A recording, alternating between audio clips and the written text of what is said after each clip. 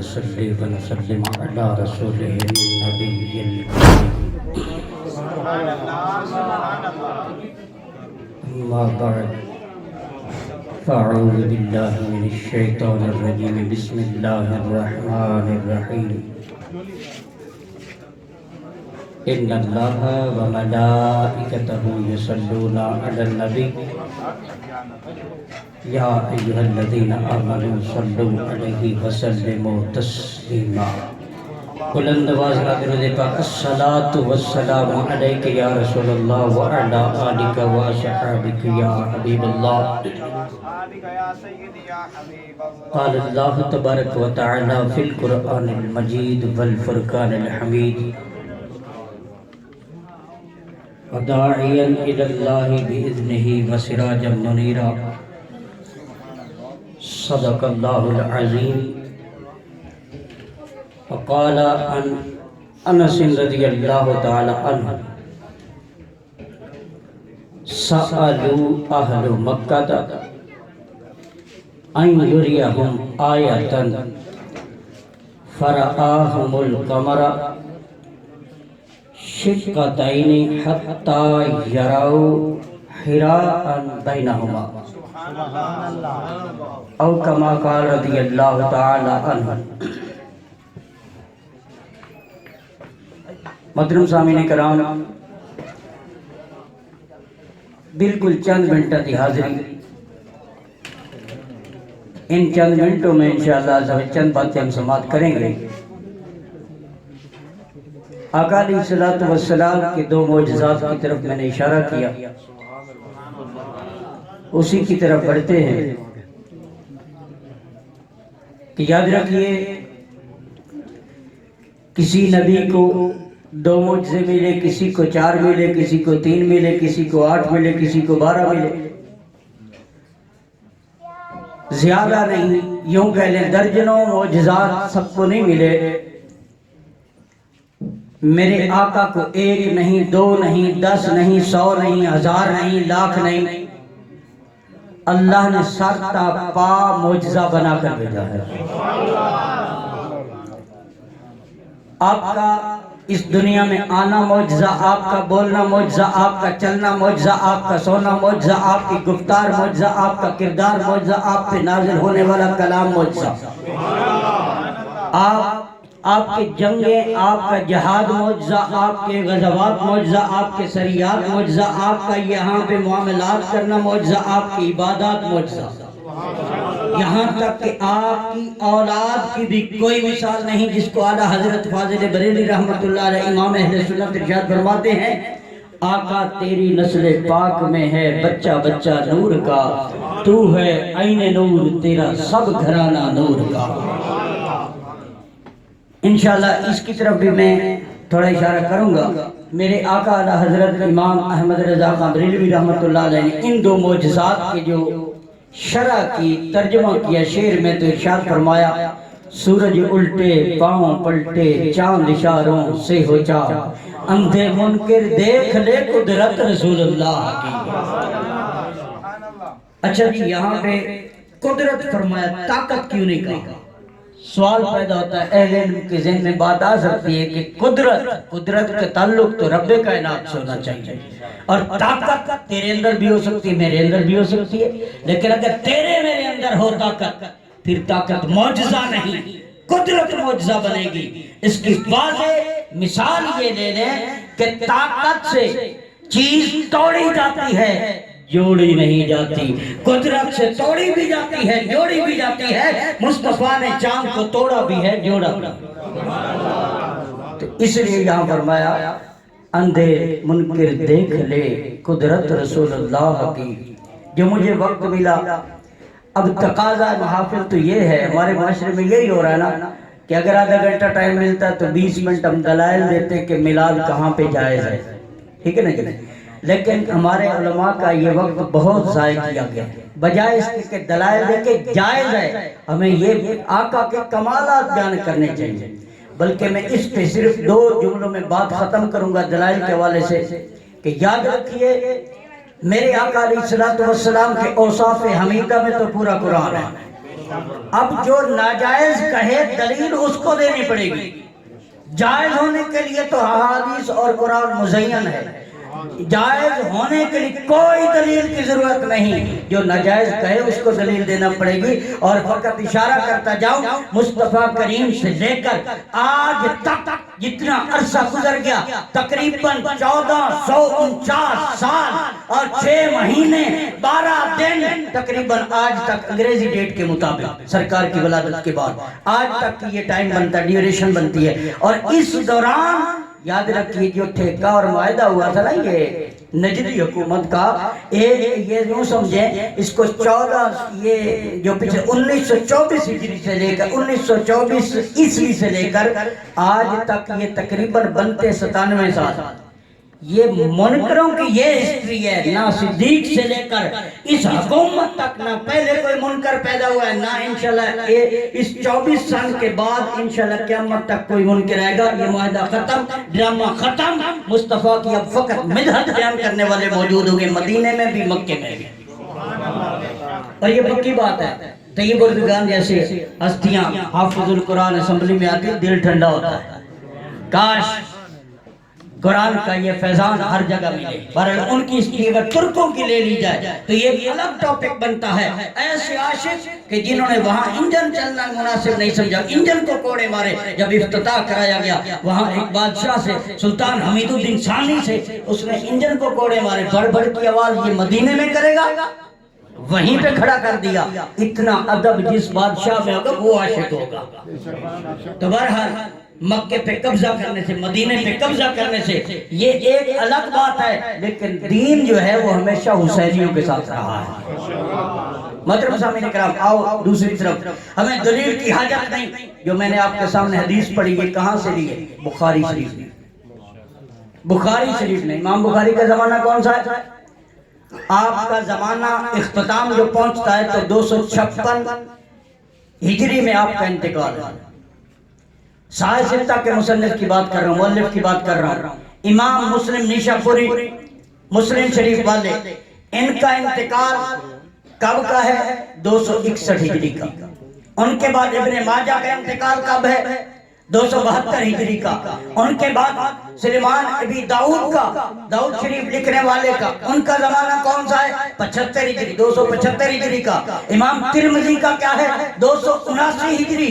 اور آخری امام نسائی ہیں صحیح ستہ والے، جو قرآن پاک کے بعد ان 6 کتابوں کا اعتبار کیا جاتا ہے۔ آؤ آخری جو مصنف صحیح ستہ کے ہیں جن کو کہا جاتا ہے امام نسائی، ان کا وصال ہوا 303 ہجری میں۔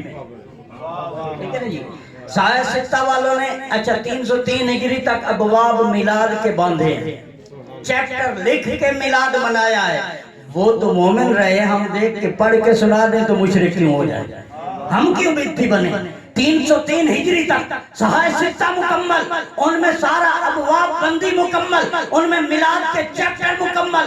احمد رضا پہ الزام کیوں ہے؟ احمد رضا کا تو اب بھی 99 سال ہوئے ہیں۔ ایک یوں سمجھے کہ 1921 میں آپ کی ولادت ہوئی ہے، اور اس طرح آپ کے جو انتقال ہے وہ 1856 میں ولادت ہے، اور 1921 میں آپ کی وفات ہے۔ ابھی اس وقت تک تقریباً 99 سال احمد رضا کو ہوئے ہیں۔ انہوں نے تو اکابرین کے مسلک پہ، اکابرین کے عقائد حقہ پہ انہوں نے تو پہرا دیا، نیا مسلک نہیں بنایا۔ سمجھ آئیے تو سبحان اللہ کہیں۔ تو انہوں نے پہرا دیا ہے، تو پہرے دینے والے چوکیدار پہ حملہ چور کر سکتا ہے یا ڈاکو کر سکتا ہے؟ الحمدللہ اکابرین کا جو مسلک تھا، اکابرین کا مذہب جو قرآن حدیث سے ثابت ہے، فاضل بریلی نے ہمیشہ اس پہ پہرہ داری کی ہے، نیا مسلک بنایا نہیں ہے۔ آؤ اب کچھ ڈر گئے، کوئی ماحول میں پرابلم تو نہیں؟ یہ دیکھیں کتنا پیارا ماحول ہے۔ عرض یہ ہے اللہ تعالیٰ ڈاکٹر صاحب کو بھی جزائے خیر عطا فرمائے کہ انہوں نے یہاں آپ کو مجھے موقع پرووائڈ کیا۔ اچھا عرض یہ جو میں نے حدیث پاک پڑھی، آؤ ذرا اس کا ترجمہ کر لیتے ہیں۔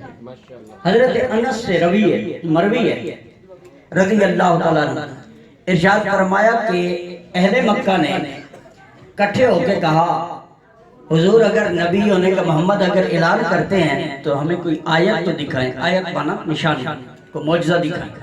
آپس میں میٹنگ کی ابو جہل نے، ابو لہب نے، کہ دیکھو جادو نیچے چل جاتا ہے، چاند پہ نہیں چلتا، اوپر کی کوئی نشانی مانگو، چلے اوپر کی مانگ لیتے ہیں۔ اوپر کی جو ہی انہوں نے نشانی مانگی، فرآہم القمر، انہوں نے دیکھا چاند کو، من شقتین، دو حصوں میں تقسیم ہو گیا، حتی یرو حراء بینہما، یہاں تک کہ جو حراء پہاڑ ہے جہاں قرآن نازل ہوا تھا، وہ جو جبل حراء ہے درمیان میں ہے، ایک ٹکڑا چاند کا دائیں طرف ہے، ایک بائیں طرف ہے۔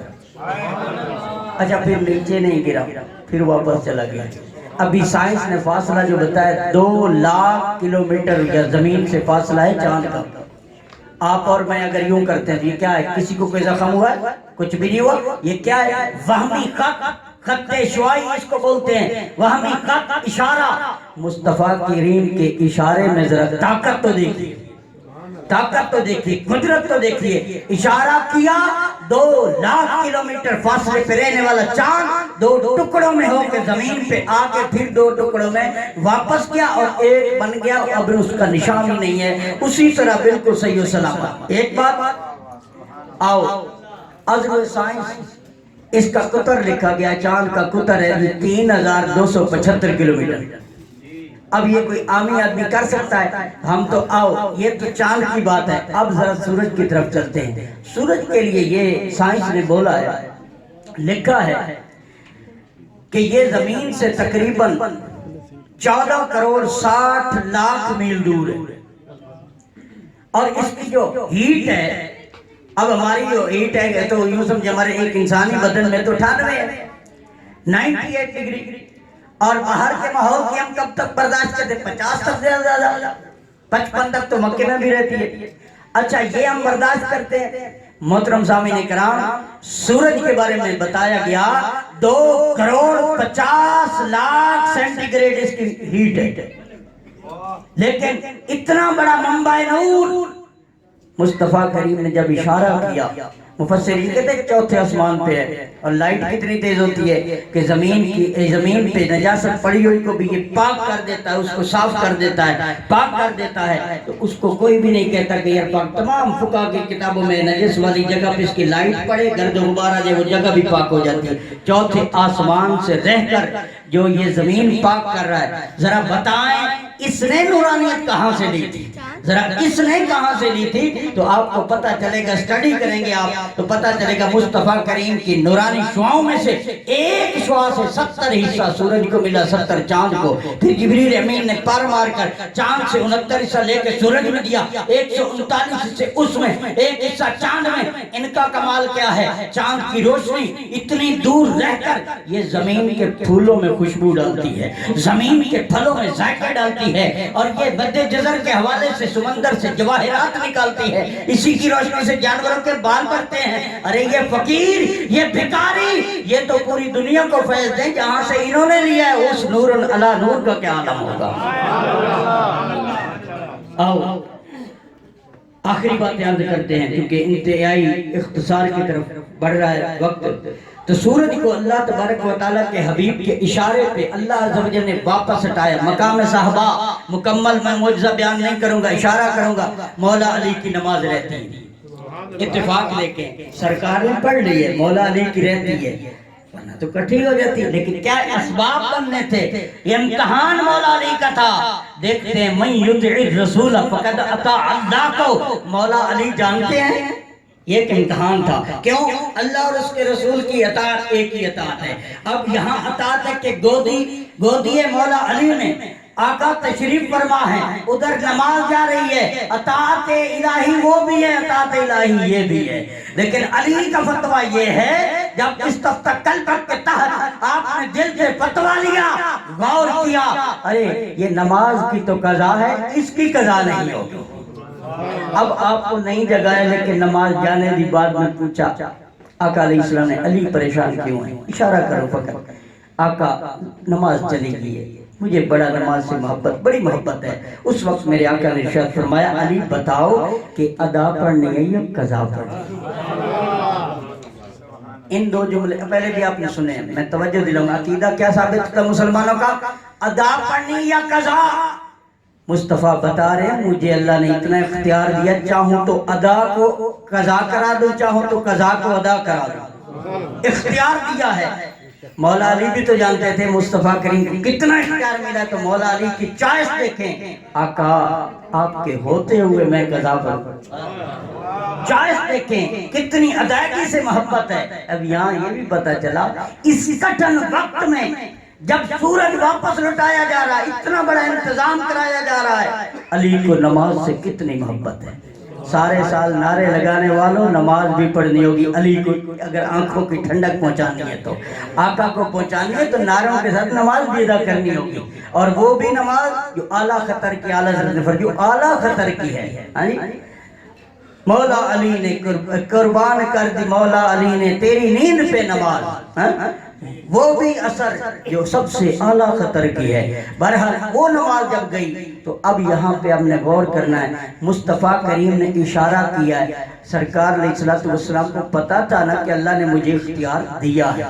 سورج چلا گیا تھا، اس سے پہلے کسی نبی کا انتظار نہیں کیا سورج نے، کسی صحابی کا نہیں کیا، کسی ولی کا نہیں کیا، کوئی سمندر میں سفر کرے ڈوبے یا ترے سورج کو پرواہ نہیں، کسی کا وقت جا رہا ہے کوئی پھانسی کے پھندے پہ چڑھ گیا، سولی پہ چڑھ رہا ہے، کوئی پرواہ نہیں سورج کو، کوئی کہیں صحرا میں گمراہ ہو رہا ہے، بھٹک رہا ہے یا مر رہا ہے، سورج کو پرواہ نہیں، چلا جاتا تھا۔ آج علی کو بھی دیکھ کے چلا گیا تھا، لیکن جب مصطفیٰ کا اشارہ ہوا اب علی کے لیے واپس آ گیا۔ اب زبان حال سے کسی نے پوچھا پہلے تو چلا جاتا تھا، آج کیوں کھڑا ہے، کب غروب ہوگا؟ تو جواب زبان حال سے سورج نے یہ دیا کہ اب زبان حال سے جواب دیا اس حال میں کہ لوگوں پہلے تو میں سبھی کے لیے نکلتا تھا، آج علی کے لیے نکلا ہوں، اب علی کے لیے نکلا ہے۔ تو اب یہاں انڈرسٹوڈ ہے، یہاں پہ خود بخود یہ بات متحقق ہے کہ علی 10 منٹ میں پڑھے میں 10 منٹ بعد غروب ہوگا، علی آدھے گھنٹے میں پڑھے میں آدھے گھنٹے بعد غروب ہوگا۔ پہلے سبھی سورج کو دیکھتے تھے، سورج علی کو دیکھ رہا ہے، کیوں؟ اللہ اور اس کے رسول نے کتنا بڑا اہتمام کیا کہ نماز کے لیے سورج لٹا دیا۔ اب یہاں پہ ایک میں تلخ حقیقت عرض کرتا ہوں، اس کے ریلیونٹ آپ نے کبھی نہیں سنا ہوگا تقریباً، وہ یہ ہے نااہل کے پیچھے، اب سمجھنے والی بات ہے، اچانک تھوڑی سی سائڈ چینج ہو رہی ہے، نااہل کے پیچھے اہل کی امامت نماز نہیں ہوتی، امامت والا نااہل ہو پچھلا اہل ہو تو نماز نہیں ہوتی، سمجھ رہی ہے بات، نماز نہیں ہوتی۔ اور مولا علی نے اور میرے آقا نے صدیق کے پیچھے نماز پڑھی ہے یا نہیں؟ پڑھی ہے نا، فاروق اعظم کے پیچھے نمازیں پڑھی ہیں نا، عثمان غنی کے پیچھے پڑھی ہیں نا، وقتاً فوقتاً 24 سال نمازیں پڑھی، لیکن کبھی پھر سورج واپس نہیں لوٹا، کیوں؟ علی کی نماز کوئی برباد نہیں ہوئی، ساری نمازیں درست ہوئی ہیں، پھر تو سورج نہیں لوٹا کبھی۔ تو یہاں پہ ایک یہاں شان صدیق بھی جھلک رہی ہے۔ آؤ اب سورج کی طرف ہم دیکھتے ہیں، سورج پہ تو سورج کی قدرت پہ تو کوئی بھی فتویٰ نہیں دیتا کہ یہ آسمانوں پہ رہ کے زمین پاک کر رہا ہے، پھلوں کو پکا رہا ہے، لوگوں کو انرجی دے رہا ہے، بہت سارے فوائد دے رہا ہے، پوری کائنات کو دے رہا ہے، لیکن میرے آقا علیہ السلام کی جب بات آئی تو اللہ تعالیٰ نے یہاں پہ 2 صفتیں ارشاد فرمائی محبوب کی، مشابہت دی سراج منیرہ، لیکن ادھر سراج سورج کو کہتے ہیں، سراج سورج کو کہتے ہیں، اور سورج کی صفت ہے وہاج قرآن پاک میں۔ میں آخری منٹوں کی طرف بڑھ چکا ہوں۔ اچھا ادھر قمرم منیرہ، چاند کو کہا قمرم منیرہ، سورج کو کہا سراجم وہاجا، جب مصطفیٰ کو فرمایا تو سراجم منیرہ کہا، سراج سورج سے لیا اور منیرہ قمر چاند کی صفت لی۔ اب یہاں حضور کی مشابہت کیوں دی، وہاج کیوں نہیں کہا؟ اس لیے سورج سراجم وہاجا ہے، وہاج وہ ہوتا ہے جس کے اندر لیزر ڈینجرس ہوں، خطرناک شعاعیں ہوں، نقصان دینے والی روشنی ہو، لیکن مصطفیٰ وہ سراج ہیں جو فائدہ ہی فائدہ دیتے ہیں۔ وہاں وہاج نہیں فرمایا، منیر فرمایا ہے، خود بھی روشن ہے، آگے بھی روشنی دیتا ہے۔ محترم سامعین کرام، اب یہاں نور کی بات انتہائی شارٹ سی مثال میں بات کر دو، سورج تو بہت بڑا منبع ہے، چاند تو بہت بڑا منبع ہے، یہ ہمارے یہاں ہے نا، آپ ڈکشنری میں پڑھیں تو گدھ، علامہ کمال الدین دمیری نے لکھا ہے گدھ کی ایک آنکھ میں آدھی رتی نور ہے، کتنا؟ آدھی رتی، سمجھانے کے لیے، اور یہ 400 فرسخ سے دیکھتی ہے. ایک فرسخ پاکستانی 8 کلومیٹر کا ہے. اس کو ملٹیپلائی کریں آپ ذرا تو یہ بنتا 3200 کلومیٹر. 3200 کلومیٹر سے گد اوپر ہائٹ میں نیچے دیکھے ایک بھینس مری پڑی ہے, ایک سوئی ہوئی ہے. گد کو پتا چلتا ہے یہ سوئی ہوئی ہے, یہ مردہ ہے. 400 فرسخ سے 3200 کلومیٹر سے ایک پرندے کو تو اس نور میں اتنی طاقت ہے, وہ جانتی ہے یہ مری ہوئی ہے, یہ زندہ ہے, سوئی ہوئی ہے. اب مالک پاس کھڑا, اس کو نہیں پتا چلے گا مری ہوئی ہے, یہ دونوں سوئی ہوئی ہے, دونوں مری ہوئی, نہیں پتا چلتا. لیکن اس کو 3200 کلومیٹر سے پتا ہے ارے جس پرندے کو میرا رب آدھی رتی نور دے دے, وہ تو 3200 کلومیٹر سے مردہ اور زندہ کی پہچان کرے. جس نور سے فرشتے بنے ہو, جس نور سے کائنات بنی ہو, جس نور کو کائنات میں نور من نور اللہ کہا جاتا ہے, اس مصطفیٰ کی نورانیت میں کتنی قدرت و طاقت ہوگی. وہ کیا گنبد خضراء میں رہ کر یہاں گڑھ موڑ پہ اپنے امتی کی خبر بھی نہیں لے سکتے کیا؟ ایسا نہیں ہے. پتہ چلا میرے آقا علیہ السلام کے کمالات ہم اپنے سٹڈی کے بیس پر, سٹڈی کے زور پہ ہم بیان نہیں کر سکتے. قیامت تک قرآن پاک کی تفسیر ہوتی رہے گی, مدحت مصطفیٰ ہوتی رہے گی. آخری بات, ایک لقب آپ نے سنا ہوگا حضرت ابراہیم کا خلیل اللہ. میرے آقا کا خلیل اللہ نہیں, حبیب اللہ ہے. خلیل اور حبیب میں کیا فرق ہے؟ آخری بات, خلیل کہتے ہیں دو معنی اس کے بنتے ہیں, ایک چاول اور دال ملی ہو نا, عربی میں اس کو خلیل کہتے ہیں. دوسرا ایک بادام خول میں ہو نا, ایک ہی ہوتا ہے, ایک ہی خول بادام میں دو گریوں کیوں چپکی ہوتی ہے, اس کو خلیل کہتے ہیں. اچھا لغوی معنی کا اصطلاحی معنی سے ضرور تعلق ہوتا ہے. کامل توجہ, اکیڈمک ماحول بنا کر ذرا میری طرف پڑھیے. دو گریاں آپس میں یوں ملی ہیں, آپ کہوگے اس سے زیادہ قربت تو ہو ہی نہیں سکتی. یہ خلیل ہے, یہ لقب میرے آقا کے دادا کا ہے, ابراہیم علیہ السلام کا. لیکن سنیے, خلیل آپس میں دو گریاں ملی, ایک پردہ اس کے ساتھ دوسرا اس کے ساتھ, ان دونوں کے پردے ہیں. خلیل میں دو پردے ہوتے ہیں, حبیب میں یہ بھی نہیں ہوتے. حبیب حبتن سے, حبتن کہتے ہیں گندم کے دانے کو. اب ذرا سمجھنے کی کوشش کرنی, گندمی دانا آپ تصور میں لائیں, فرنٹ سے دو معلوم ہوتے ہیں نا, بیک سے ایک, فرنٹ سے دو بیک سے ایک.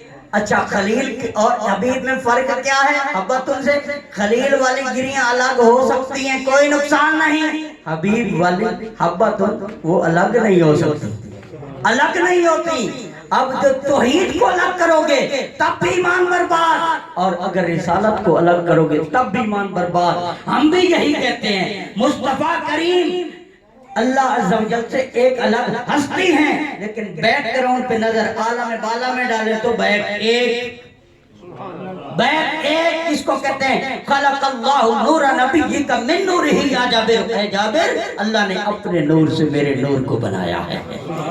اچھا پودا نکلتا ہے, اب دونوں توڑ دیں الگ الگ کرے, پودا تو نہیں نکلتا. ہم بھی یہی کہتے ہیں, ایک توحید ہے دوسری رسالت ہے. اس سے جو شجر اسلام نکلے گا, ایمان کا پودا نکلے گا تب جب توحید بھی ہو رسالت بھی ہو, ورنہ بندہ برباد ہوگی. جو توحید کو چھوڑ دے وہ بھی گیا, رسالت کو چھوڑے وہ بھی گیا. اور اعلیٰ حضرت فاضل بریلوی تو ہے حبیب کا معنی کچھ اور بتا دیا. اہل لغت نے لکھا حبیب وہ ہوتا ہے جو بیات وقت عاشق بھی ہو معشوق بھی ہو. اور فاضل بریلی نے اس کا ترجمہ کیا, میں تو مالک ہی کہوں گا کہ ہو مالک کے حبیب, یعنی محبوب و محب میں نہیں میرا تیرا, میرا تیرا ہے ہی نہیں. جو اللہ نے جو خالق نے جو تخلیق کر دی, محبوب کو اس کے لیے رحمت بنا کر بھیج دیا. اللہ تبارک و تعالیٰ سے دعا ہے, اللہ تبارک و تعالیٰ ہم سب کو آقا سے کما کو محبت نصیب فرمائے. اور شرک کی جڑ کاٹنی ہے تو میلاد مناؤ. سیدھی سی بات ہے کہ اللہ عز و جل لم یلد ولم یولد اس کی صفت ہے. مصطفیٰ کی صفت ہم یہ نہیں کہتے, ہم کہتے ہیں والد حضرت عبداللہ ہے, والدہ حضرت آمنہ ہے, اور بیٹے حضرت امام حسن امام حسین نواسے ہیں. یہ بیٹیاں 4 ہیں تو ہم نے یہ بتا دیا لم یلد ولم یولد والی ہستی رب کائنات رب العالمین ہے، اور جن کی والد اور والد ثابت ہے اور اولاد ثابت ہے، اس ہستی کا نام رحمت للعالمین ہے۔ اللہ تبارک و تعالی ہم سب کو عمل کی توفیق نصیب فرمائے، اور یہ مختصر سی حاضری ہماری اپنی پاک بارگاہ میں قبول فرمائے، آمین بجاہ النبی الامین صلی اللہ تعالی علیہ وسلم۔